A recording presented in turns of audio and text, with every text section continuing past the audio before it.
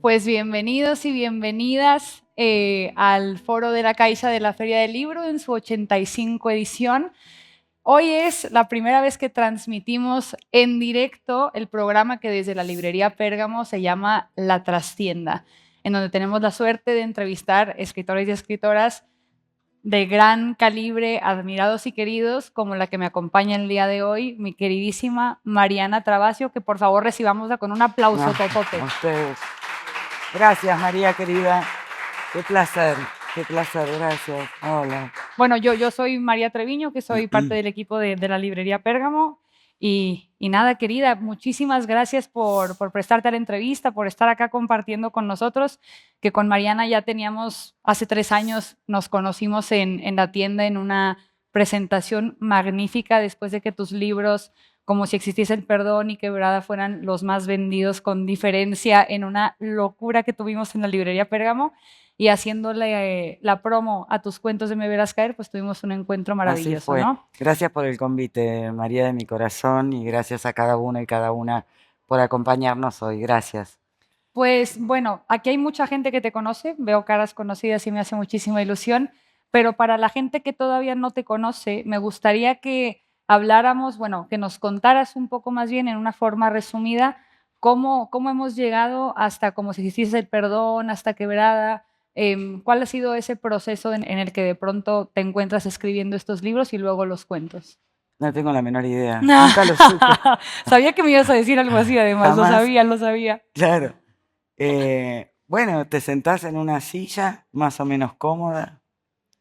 A veces no. Y así, con 4 dedos o 6, así. No, ni idea. A ver, como si existiese el perdón, sí recuerdo algo. Para quien no lo sabe, yo me crié en Brasil y sí me acuerdo, y lo tengo muy grabado, que 2 años antes de escribir Quebrada, yo estaba paseando por el nordeste de Brasil, muy cerca de un pueblito de pescadores, y me habían invitado a una especie de feria infantil. Yo tenía mis hijos chicos en ese momento.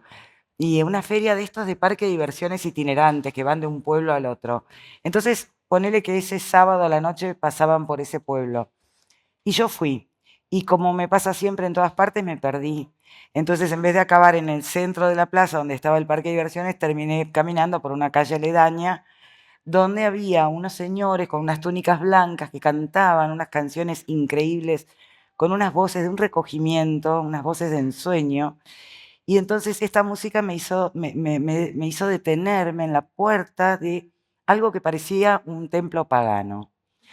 Y entonces allí estaban velando a alguien y yo vi un templo con pisos de tierra, con señores descalzos, en torno a un cajón, esa noche. Después terminé en el parque de diversiones, pero esa noche al volver a casa escribí lo que hoy es el primer capítulo de Como si existiese el perdón, con una voz muy extraña, que es la voz narradora de Manuel, que no la pude seguir a lo largo de 2 años o más, porque me resultaba muy ajena a mí. Pero yo cuando releo ese capítulo advierto que hay una muerte, hay tierra, hay hombres, digo, se retoman algunos de los elementos que yo visualicé, digamos así, esa noche, eso sí lo recuerdo. Pero después el proceso de escritura, María, siempre una cosa bastante misteriosa, ¿no? Hay que decirlo, yo en una época me dedicaba, perdón, a coleccionar decálogos de escritores y de escritoras, o cuando no encontraba un decálogo leía un libro que versaba sobre el acto de escribir, sobre el acto de escritura, y extraía de esa lectura, de ese libro, un hipotético decálogo. Entonces hice esto con muchísimos autores y autoras, por ejemplo, con el libro Escribir de Duras, o con Ser escritor de Abelardo Castillo, que es un escritor argentino, con un ensayito de Borges que se llama La supersticiosa ética del lector. Entonces yo iba sacando decálogos y los coleccionaba. Y lo que vas viendo es que cada decálogo es singularísimo y que habla de cómo ese autor o esa autora se encuentra, se enfrenta al acto de escritura, ¿no? Barthes decía que lo primero que tiene que hacer un escritor para poder escribir es habilitarse el deseo de escritura, ¿no? Y no solo habilitarse, lo que sería el primer paso, sino además habitarlo, ¿no? Que eso implica a veces a los codazos hacerte un espacio, un tiempo para poder escribir. Pero después, cuando a poco de hablar con colegas o de leer estos decálogos, vos te encontrás que, por ejemplo, Horacio Quiroga en el decálogo del perfecto cuentista decía, no empieces a escribir sin saber desde la primera línea hacia dónde vas, ¿no? Por contrapartida, Duras dice, escribo sin saber y con total lucidez. Si supiera lo que voy a escribir, no lo escribiría, no valdría la pena. Flannery O'Connor dice algo parecido a lo que dice Duras. Abelardo Castillo dice, podés creerle a un autor que te dice que no sabe lo que va a escribir, pero si está escribiendo una novela, va por la página 150 y todavía no lo sabe, está muy perdido, ¿no? Bueno, así que nada, pero en mi caso sí que voy encontrando apenas esto, un primer capítulo, una escena, algo que aparece que, nada, que es medio mediúmnico, porque no sé de dónde sale esa voz de Manuel ese Claro. día, o la voz de Lina, que yo intuyo que sale de una entrevista que yo leí en el periódico, pero bueno, después viene toda Lina atrás de esa voz, ¿no? Entonces sí, yo creo que en la sintaxis de una voz, que cuando uno encuentra una sintaxis que te interesa seguir a nivel de escritura, que te interpela y que te da curiosidad seguir esa gramática, esa música, esa cadencia que apareció en el papel, que esto es lo que yo no sé por qué aparece una voz y no otra, o por qué aparecen voces que no te interesa seguir en absoluto, que no te resulta entretenido seguir esa música, esa cadencia, no te está hablando, ¿no? O cuando la querés ensayar es una voz que se tropieza y no te sirve entonces. Claro, a mucha gente le llama la atención precisamente en estos dos libros que son libros hermanos, que no libros que tienen una continuidad. No va antes como si existiese, no va después quebrada. De hecho, teníamos el juego con los lectores y lectoras que se leyesen cualquiera de los dos y luego el otro, aunque uno tiene una publicación anterior que el siguiente, ¿no? Y les llama mucho la atención a todo el mundo el tono y la atmósfera en donde está situado todo lo que sucede. Esta cosa western, por decirlo rápido y fácil. ¿Eso entonces se te fue dando? O sea, ¿no era algo previo que tú tenías al momento de escribir ese tono, esa atmósfera? Claro, no, Claro. surge, como si existiese el perdón, surge de esta voz de Manuel, que como te contaba, me costaba tanto seguirle ese fraseo a esa voz, que me pasé más de 2 años y pico abriendo y cerrando ese archivo, que muchos archivos yo los descarto directamente cuando veo que no los puedo seguir, listo. Tengo un montón, mis hijas eran chicas en aquel momento y decían los empieces de mamá, porque había un montón de archivos, pero que no siguen, muchos no siguen. Yo creo que de tanto volver a esa voz que por alguna razón me generaba una curiosidad, de tanto releerla, yo creo que me quedó como esa musiquita y ahí pude continuarla tanto tiempo después, ¿no? No me pasó lo mismo con la voz de Lina, que en cuanto surgió en el papel, la pude seguir. A Lina, la voz de Relicario, incluso la voz ya me olvidé el narrador de la segunda Eh, parte, pero bueno, Relicario ese, y se llama Rulfino, ahí eso. está, de Rulfino. Fueron voces que pude más o menos seguir, sí. Pues eso es de las cosas que más les llama la atención. De hecho, bueno, recogí aquí algunas de las preguntas de gente que está ahí, gente que de la librería me mandaron Sí. a preguntarte y que siempre intento hacer un poco este pequeño segmento con la gente que entrevisto para el programa. Una de las preguntas que nos mandan por ahí es la siguiente, ¿no? Dice, tu literatura está llena de imágenes impactantes. ¿Visualizas tus imágenes antes de escribirlas? ¿Dejas que ellas decidan el rumbo del relato? Bueno, llegó la hora de citar a Juan Rulfo, mi Mm. adorado Juan Rulfo. Juan Rulfo tiene un ensayito precioso que se llama El desafío de la creación de 1980 y Rulfo, viste que lo hace todo muy simple y él dice allí que para narrar cualquier cosa solo hacen falta 3 cosas. Un personaje, un ambiente donde se va a mover ese personaje y una voz, es decir, la manera en que ese personaje va a hablar. Por contrapartida, Borges dice que cuando uno encuentra una voz y dice específicamente la sintaxis peculiar de una voz, no hace falta nada más porque ya se ha encontrado un destino, dice Borges, ¿no? Entonces, a mí lo que me pasa es que cuando yo escucho la voz de Manuel o la de Lina o esto, que de verdad no sé cómo surge, pero surge esa gramática en forma de música, en forma de cadencia, yo ya ahí veo el personaje, lo veo en 3D, la manera de hablar me dice qué puede hacer y qué no, qué puede pensar y qué no, qué va a decir y qué no, y ya veo dónde está. Entonces, de alguna manera te diría, sí, el paisaje viene con la sintaxis, ¿no? Porque una persona que habla como Manuel, vos no te la imaginás en una disco bailando Claro. un sábado a las 11 No, de desde luego que bueno, por no. eso. Entonces, qué sé yo, es como que sí, el paisaje viene de la mano de la voz, ¿no? En definitiva, viene del lenguaje mismo. Así que sí, pero eso sí que lo veo, lo voy viendo, mientras que no sé lo que viene después, pero el escenario que estoy narrando, si no lo veo, no lo puedo escribir. Y esto también lo dice Rulfo en ese ensayo. Claro. Dice que para eso existe la imaginación. Y de hecho hay una escena en Como si existiese el perdón, que es de una gran tormenta y que llovía tanto y es de noche, que yo no veía en absoluto lo que estaba pasando y me pasé más de una semana sin poder avanzar ni una línea Qué en la fuerte. escritura de esa escena porque no la veía. Y me acordé de Rulfo, entonces agarré un papel, dibujé la carreta, dibujé los hombres, dibujé dónde estaban y cuando lo tuve dibujado lo pude escribir. Qué Porque si no lo veo, fuerte. Qué no lo puedo interesante. escribir, no lo puedo escribir. Sí, Pues así que eso sí. es maravilloso, tiene sentido Sí, igual, sí, pero es wow. interesante, sí, sí. Pues otra persona me manda a preguntarte, es una pregunta como a medio hacer, pero creo que la esencia está detrás, ¿no? Él me dice, en una de las novelas de Mariana, en Quebrada concretamente, la mujer le dice al marido que no pueden ir a buscar a su hijo y dejar el pueblo porque ahí tienen a sus muertos. Que esto también tiene algo muy de Faulkner, ¿no? En Mientras agonizo pasa una situación similar. Y pregunta esta persona, no sé si esto podría suceder o no sé si podría tener una respuesta en 2026.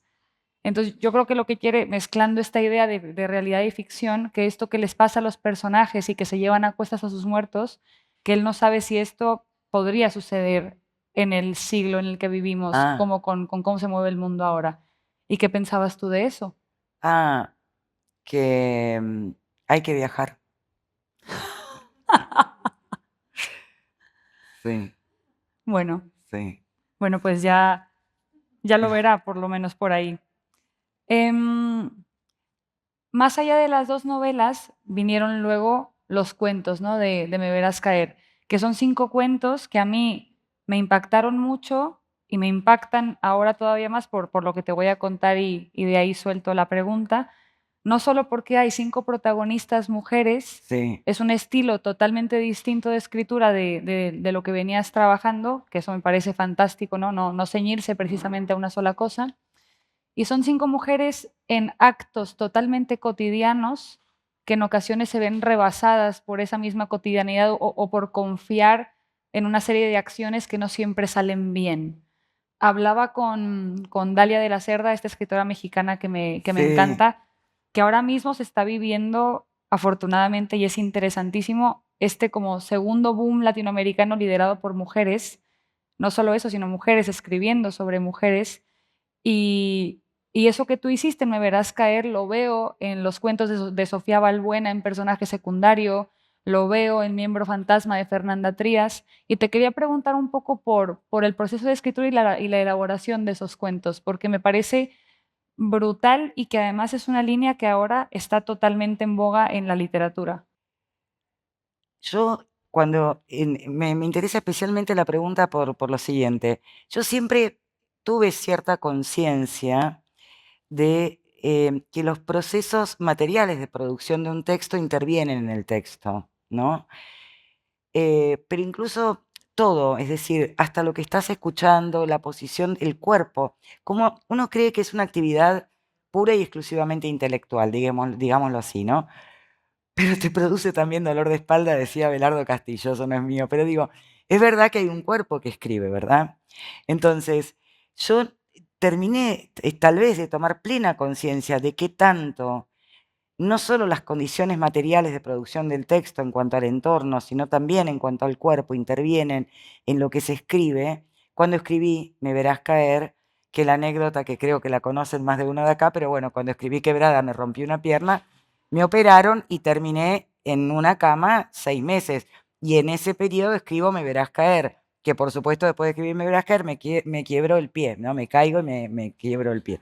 Bueno, Pero bueno, anécdota aparte, es verdad que Me verás caer, yo lo escribo en posición horizontal, es decir, postrada en una cama, que yo después decía, ¿por qué estaba tan incómoda?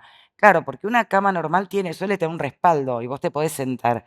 Pero en este caso, como yo no podía subir la escalera de mi casa, me ubicaron en un catre. El catre no tenía respaldo, entonces yo estaba realmente acostada y en una mesita y estaba muy incómoda y muy dolorida. Y me acuerdo cuando empecé cada cuento, en qué instancia de la recuperación yo estaba y en qué instancia de dolor. Y tengo acá a mi querido editor, ¿o no? ¿A Curro está por acá o se fue? Que levante la mano, Curro. Ahora volverá. Ah, bueno. Bueno, pero estaba, digo, que no me deje mentir. Pero bueno, Curro lo sabe.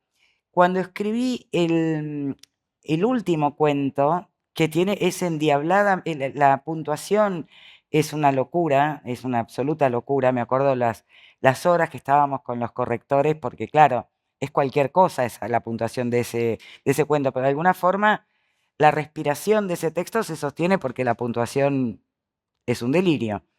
Pero lo que yo descubro después es que las comas están puestas según la respiración del dolor. ¿Vieron que cuando te duele algo mucho a veces inspirás y exhalás de un modo entrecortado? Bueno, hasta eso está marcado en el texto. Hasta el dolor físico está en la puntuación de un cuento, así como en un momento que me informan que se había infectado la operación y que entonces el posoperatorio iba a durar mucho más que lo originalmente planeado. Yo escribo el segundo cuento, que es una mujer que está endiabladamente enojada, y era mi propio enojo, ¿no?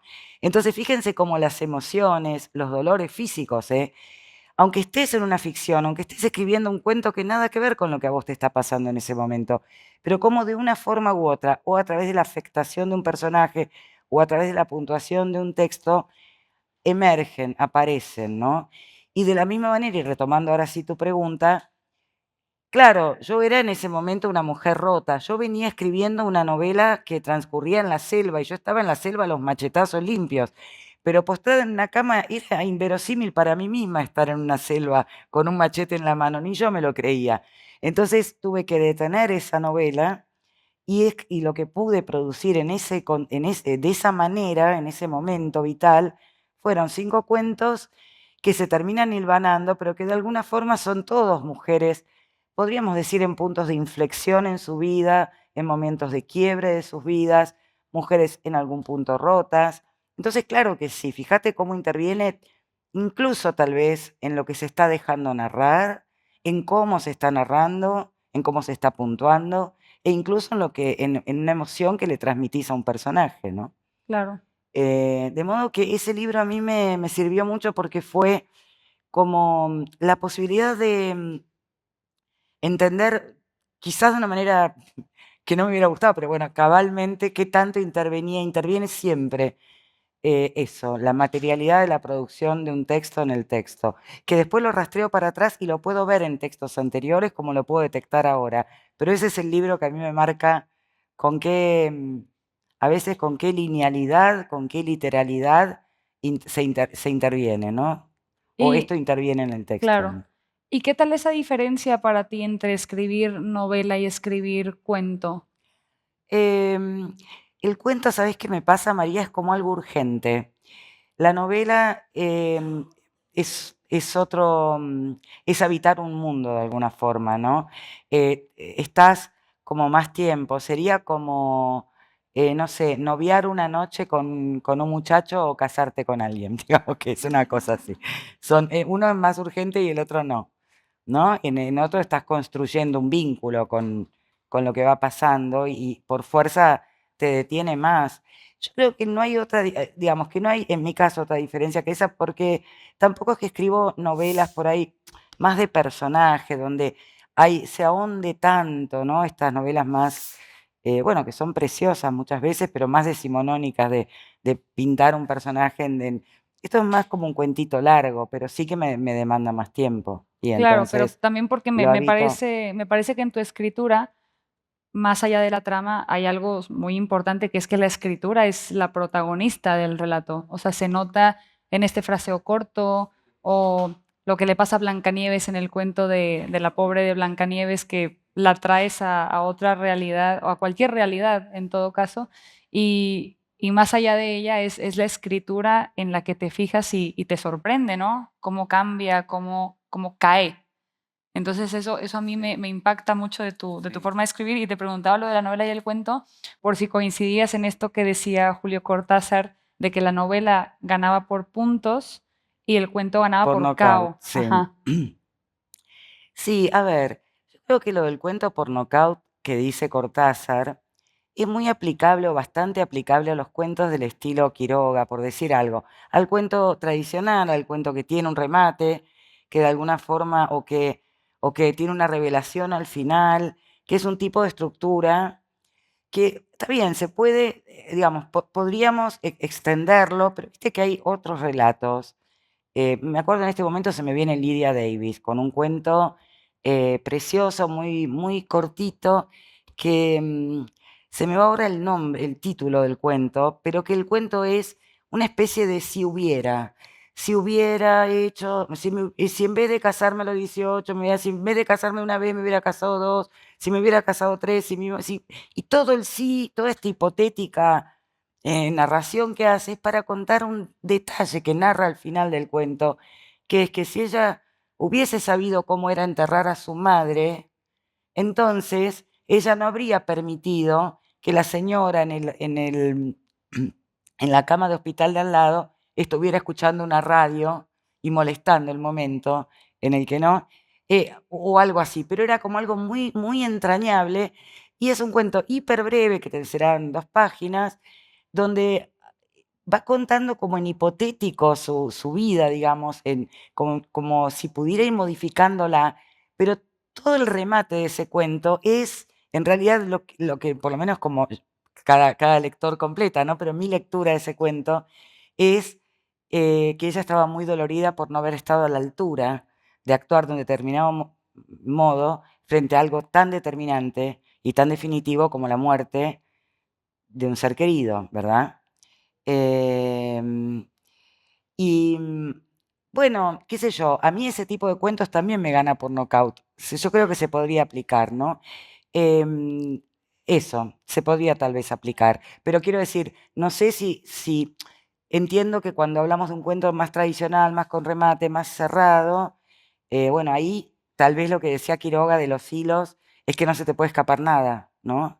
El nivel de juego que tenés es otro, quiero decir. Creo que me compliqué un poco, pero No, no sé no, si se entiende has la llegado idea. perfectamente a la Pero explicación. sí, pero es eso un poco, como... También hay algo con los géneros ahora, no sé, como cierta hibridación o ciertas libertades que nos estamos tomando, que nos permiten dejar que, bueno, que cada texto tenga la extensión que tenga que tener y las lógicas y las reglas que necesita tener. Y bueno, y también cada texto encuentra su lector, ¿no? Y su lectora, quiero decir, no. Pero sí, que la novela suele ser de más larga distancia, seguro. Totalmente. Bueno, tengo una batería de preguntas más larga, pero voy a hacer una última pregunta porque Mariana hoy tuvo una odiseíta por Madrid con toda la situación que está por la ciudad y vamos a darle oportunidad de que esté firmando sus libros en la caseta de Archipiélago, ¿no? De aquí nos vamos a ir todos juntitos de la mano hasta Archipiélago, a que Mariana firme y sea feliz con todos sus lectores y lectoras. Y te lanzo esta última pregunta para ir cerrando, ¿te parece? Me acuerdo hace 3 años cuando viniste a Pérgamo, que lo mencionaste antes y dije, sabía que lo iba a mencionar, el libro de escribir de Marguerite Duras, Sí, y hablabas de cómo ella, hay un pasaje que explica la escritura a través de el mirar pasaje una mosca, ¿no? claro, porque eso venía a cuento de, sí, hay un pasaje bellísimo en ese libro donde Duras narra la agonía de una mosca en su despensa, en su casa en el sur de Francia, ¿no? Entonces creo que hablábamos de alguna forma, ¿para qué escribir o Efectivamente, para qué la literatura? O, bueno, y cada quien encontrará como, así como cada escritor y cada escritora, cada autor, cada autora encuentra como sus maneras. Hablo en tanto que lectora, digo, cada lector y cada lectora encontrará por qué abre un libro, qué busca allí, ¿no? Pero yo le decía ese día a María que a mí personalmente la literatura me ayuda a mirar el mundo de un modo que yo no mira, no hubiera, que, digamos, que yo no podría mirar el mundo como lo miro si no hubiera leído, y que cada libro nuevo que me impacta, que me interpela, que me hace ver cosas del mundo que yo no veía antes. Entonces, como ejemplo, di este parrafito de Duras, donde ella narra muy detenidamente la agonía de una mosca, te hace ver el sufrimiento de la mosca agonizante de alguna manera. Entonces, claro, cuando en un verano yo después vi una mosca agonizar en el living de mi casa, y yo me detuve un poco a velar la agonía de esa mosca, y, no, y yo creo que yo como persona no hubiera sido capaz de hacerlo si yo no hubiera llegado a ese libro de Duras. Y como este ejemplo todo, ¿no? A veces me detengo en el mar y veo una determinada descripción de un tipo de olas que no están hechas de palabras, pero si vos lo leíste, tenés una posibilidad más de nombrar ese mundo. Y eso porque lo que queremos nombrar del mundo y de nosotros mismos, creo yo, no está hecho de palabras. Lo esencial, las emociones, la verdad es que no vienen dadas, no vienen de la mano, pero el hombre, la mujer, el ser humano no tiene otro remedio que expresarse a través de la lengua. Es más, el pensamiento se estructura con la lengua. Si no hay lengua es que tampoco podemos pensar, y si tenemos menos vocabulario vamos a pensar menos que si tenemos más. Entonces, de alguna manera, llega un momento que incluso las posibilidades de la lengua se agotan, y porque existe lo indecible, lo que aún agotando la lengua no se puede nombrar. Y creo que para eso están los poetas, porque logran nombrar de alguna forma eso que no está hecho de palabras, que no sabemos cómo nombrarlo, y lo inventan con palabras. O lo ven y lo narran, y podemos entonces mirar el mundo. Se nos ensancha un poco la frontera de la mirada, ¿no? Con la literatura. Así que ese era el ejemplito del libro Escribir de Duras, que es precioso. Es Lo precioso. Y este ha recomiendo sido un muchísimo. cierre precioso también. Esto ha sido maravilloso, redondo, me ha encantado. Pues muchísimas No, gracias, gracias a Mariana, vos, por María, y darte el perdona a todos tiempo. por el apuro, porque No, no pasa nada. Que eh, eso sea todo y que se resuelva y ya está. Y muchísimas gracias a todas y todos por escuchar. Gracias a la feria y a los colaboradores. Y nos vemos en el próximo episodio. Gracias. gracias. Gracias a ustedes. Gracias. Maravillosa. Gracias.